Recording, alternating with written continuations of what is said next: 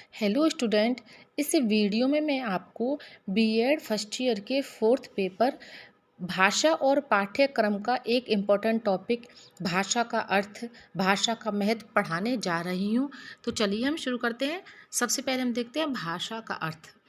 भाषा मानव भावों की अभिव्यक्ति का माध्यम है। यह विचार विनिमय का साधन है। यह भाव, विचार, अनुभव आदि को व्यक्त करने का सांकेतिक साधन है। आगे देखते हैं हम भाषा की परिभाषा। सबसे पहले देखते हैं हम काव्यादर्श के अनुसार यह समस्त तीनों लोक अंधकार में हो जाते यदि शब्द रूपी ज्योति यानी भाषा से यह संसार प्रदीप्त न होता। अब दूसरी परिभाषा देखते हैं हम शास्त्रीय अर्थों में विचार की अभिव्यक्ति के लिए समाज द्वारा स्वीकृत जिन व्यक्त वर्णों, ध्वनि संकेतों का व्यवहार होता है उसे भाषा कहा जाता है। तीसरी परिभाषा हम देखते हैं रामचंद्र वर्मा के अनुसार मुख से उच्चरित होने वाले शब्दों और वाक्यों आदि का वह समूह है जिसके द्वारा मन की बात बताई जाती है, भाषा कहलाती है। चौथी परिभाषा देखते हैं महर्षि पतंजलि के अनुसार भाषा वह व्यापार है जिससे हम वर्णनात्मक या व्यक्त शब्दों के द्वारा अपने विचारों को प्रकट करते हैं। पांचवी परिभाषा देखते हैं बांडिरा के अनुसार भाषा एक प्रकार का चिन्ह है। चिन्ह से आशय उन प्रतीकों से है जिनके द्वारा मानव अपना विचार दूसरों पर प्रकट करते हैं। ये प्रतीक कई प्रकार के होते हैं जैसे स्पर्श ग्राह्य, नेत्र ग्राह्य, श्रोत ग्राह्य आदि। अब अगली परिभाषा देखते हैं स्वीट के अनुसार ध्वन्यात्मक शब्दों के द्वारा विचारों को प्रकट करना ही भाषा है। साथ ही परिभाषा देखते हैं हम कामता प्रसाद के अनुसार भाषा वह साधन है जिसके द्वारा मनुष्य अपने विचार दूसरों पर भली भांति प्रकट कर सकता है और दूसरों के विचार आप स्पष्टतः समझ सकते हैं। उपयुक्त परिभाषाओं से यह निष्कर्ष निकलता है कि भाषा में ध्वनि संकेतों का प्रयोग होता है। इन ध्वनि संकेतों से भावों एवं विचारों की अभिव्यक्ति होती है। ये ध्वनि संकेत रूढ़ तथा परंपरागत होते हैं परंतु आवश्यकतानुसार नए भी बनते रहते हैं। अब आगे हम देखते हैं भाषा का महत्व। भाषा के बिना मनुष्य पशु के समान है। भाषा के कारण ही मनुष्य सर्वश्रेष्ठ प्राणी है। भाषा का आविष्कार एवं विकास वस्तुतः मनुष्य का विकास है। मनुष्य के व्यक्तिगत एवं सामाजिक जीवन में भाषा के महत्व को इस प्रकार समझा जा सकता है जिसमें पहला है ज्ञान प्राप्ति का प्रमुख साधन। भाषा के माध्यम से ही एक पीढ़ी समस्त संचित ज्ञान सामाजिक विरासत के रूप में दूसरी पीढ़ी को सौंपती है। भाषा के माध्यम से ही हम प्राचीन और नवीन, आत्मा और विश्व पहचानने की सामर्थ्य प्राप्त करते हैं। भाषा के द्वारा ही व्यक्ति के व्यक्तित्व का विकास होता है। अब दूसरे महत्व देखते हैं व्यक्तित्व के निर्माण में सहायक। भाषा व्यक्तित्व के विकास का महत्वपूर्ण साधन है। व्यक्ति अपने आंतरिक भावों को भाषा के माध्यम से अभिव्यक्त करता है तथा इसी अभिव्यक्ति के साथ अंदर छिपी अनंत शक्ति अभिव्यक्त होती है। अपने विचारों एवं भावों को सफलतापूर्वक अभिव्यक्त कर सकता है तथा अनेक भाषाएं बोल सकना विकसित व्यक्ति के ही लक्षण है।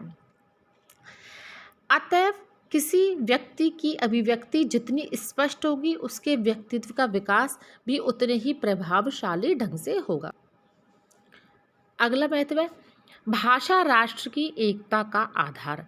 समस्त राष्ट्र प्रशासन का संचालन भाषा के माध्यम से ही होता है। भाषा राष्ट्रीय एकता का मूल आधार है। इसके साथ ही कोई अन्य भाषा भी विभिन्न राष्ट्रों के बीच विचार विनिमय, व्यापार एवं सांस्कृतिक आदान प्रदान का साधन बनती है। ऐसी भाषाओं के अभाव में विभिन्न राष्ट्रों के विद्वानों की विचारधाराएं राष्ट्र विशेष तक सीमित ही रह जाती। अब अगला महत्व देखते हैं हम विचार विनिमय का सरलतम एवं सर्वोत्कृष्ट साधन।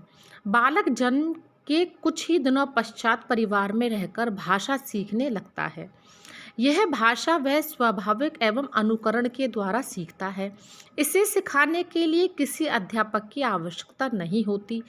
यह विचार विनिमय का सर्वोत्तम साधन है, क्योंकि भाषा संकेतों एवं चिन्हों से श्रेष्ठ है। अगला महत्व देखते हैं हम, सामाजिक जीवन में प्रगति का साधन। भाषा समाज के सदस्यों को एक सूत्र में बांधती है। भाषा के माध्यम से ही समाज प्रगति के पथ पर आगे बढ़ता है। भाषा जितनी विकसित होगी, समाज उतना ही विकासशील होगा। भाषा के माध्यम से समाज के नैतिक व्यापार ही संपन्न नहीं होते, अपितु उसकी संस्कृति भी अक्षुण्ण बनी रहती है। यह भाषा ही है जिसके आधार पर विभिन्न क्षेत्रों, विभिन्न जातियों एवं धर्मों के लोग मिलजुल कर रहते हैं। वस्तुतः भाषा समाज को जोड़ने में सहायक है। अतएव यह कहा जा सकता है कि भाषा सामाजिक जीवन में प्रगति का साधन है। अब अगला महत्व देखते हैं, साहित्य एवं कला, संस्कृति एवं सभ्यता का विकास। साहित्य भाषा में लिखा जाता है। भाषा का विकास उसके पल्लवित साहित्य के दर्पण में देखा जाता है। इसी तरह से कला के स्वर भी भाषा में मुखरित होते हैं। जब वायुमंडल में स्वर गूंजते हैं तथा श्रोता गदगद हो जाते हैं, तो यह सारा चमत्कार भाषा का ही होता है। भाषा के द्वारा ही हम अपने समाज के आचार व्यवहार तथा अपनी विशिष्ट जीवन शैली से अवगत होते हैं, और भाषा के द्वारा ही हम नवीन आविष्कारों के आधार पर एक नवीन सृष्टि का सृजन करते हैं तथा अपनी भाषा को उन्नत बनाते हैं। अगला महत्व, चिंतन एवं मनन की स्रोत। हम भाषा के द्वारा ही विचार, चिंतन एवं मनन करते हैं। मानव अपने विचारों की ऊंचाइयों के कारण ही सभी प्राणियों में शिरोमणि समझा जाता है। शुक सारिका आदि पक्षी केवल थोड़े से समझने योग्य विचार व्यक्त कर सकते हैं। इसी कारण अन्य नभचारियों की अपेक्षा आदृत समझे जाते हैं। विचारों की ऊंचाइयों के कारण ही आज मानव विभिन्न ग्रह की जानकारी लेने में सक्षम है। विश्व शांति एवं मानव एकता के प्रयास निरंतर प्रयत्नशील है। अतएव यह स्पष्ट हो जाता है कि विचार, चिंतन और मनन शक्तियों का विकास भाषा पर ही आधारित होता है। अगला महत्व है, शिक्षा की प्रगति की आधारशिला। भाषा शिक्षा का आधार है। सभी ज्ञान विज्ञान के ग्रंथ भाषा में ही लिपिबद्ध होते हैं। अगर भाषा न होती तो भाषा के स्वरूप का निर्माण नहीं होता। यदि शिक्षा की व्यवस्था न होती तो मनुष्य असभ्य, हिंसक तथा जंगली रहा होता। भाषा के अभाव में पूर्वजों द्वारा उपलब्ध ज्ञान हम कभी प्राप्त नहीं कर सकते। तो ये हो गया भाषा और उसका महत्व। तो इसे हमें अच्छे से याद कर लेना है, क्योंकि ये एग्जाम में काफ़ी बार आता है। Thank you.